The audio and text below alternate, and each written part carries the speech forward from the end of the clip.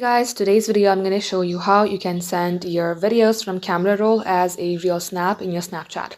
So first of all, head over to your Snapchat, get logged into your account. Let's go ahead take a video first.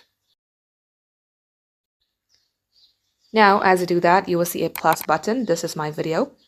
Tap onto plus button. You'll see import media. Select import media. It will open up your gallery section. From there, select whichever video you would like to send as a real snap. As you have added that video, select preview. Now the video is right here, as you can see. Select send. And let's go ahead and send it to myself so that I can show you what it will look like. Once it has been sent, this was my blank video.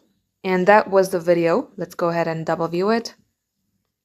So this being my blank snap, you may go ahead and make it short. And that was the real video. So guys, this is how it's done. Thank you for watching.